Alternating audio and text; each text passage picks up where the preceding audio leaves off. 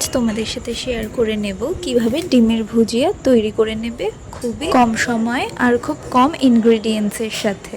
যেমনটা জানো, ডিমের ভুজিয়া কিন্তু আমরা সাধারণত রুটি, পরোটা বা অন্যান্য সাইড ডিশের সাথে কিন্তু খেয়ে থাকি। তাহলে চলুন আপনাদের সাথে শেয়ার করে নেব আমরা কি পদ্ধতিতে ডিমের ভুজিয়া তৈরি করে নেব। প্রথমে ইনগ্রেডিয়েন্টসে লাগছে ধনেপাতা। এখানে আমরা 4টে মতো ডিম নিয়েছিলাম, আপনারা আপনাদের পরিমাপ বুঝে নিয়ে নেবেন। 2টো মতো পেঁয়াজ লাগছে, রসুন, আদা, কাঁচা লঙ্কা আর টমেটো। যেহেতু ভুজিয়া তৈরি করব সেই কারণে আমরা এখানে সমস্ত ইনগ্রেডিয়েন্টসগুলো প্রপারলি চপ করে নিয়েছি। এরপর একটি কড়াইতে সাদা তেল দিয়ে তেলটি গরম হয়ে আসলে আমরা একে একে দিয়ে দেব রসুন কুচি, আদা কুচি আর দিয়ে দেব পেঁয়াজ কুচিটাও।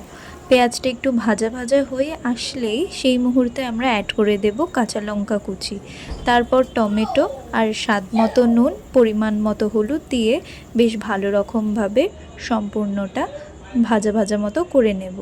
এরপর 4টে মতো ডিম নিয়েছিলাম, ফেটিয়ে দিয়ে দিতে হবে। তার মধ্যে মনে রাখতে হবে অনবরত নাড়িয়ে চাড়িয়ে নিতে হবে, কেননা এটি ভুজিয়া হবে।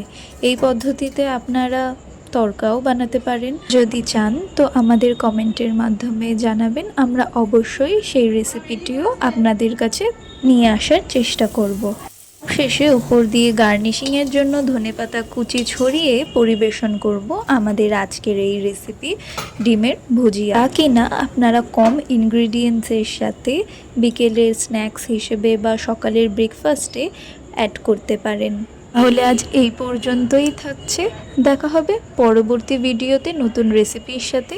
অবশ্যই লাইক কমেন্টের সাথে আমাদের জানাবেন যে আমাদের আজকের এই পরিবেশন আপনাদের কীরকম লাগলো।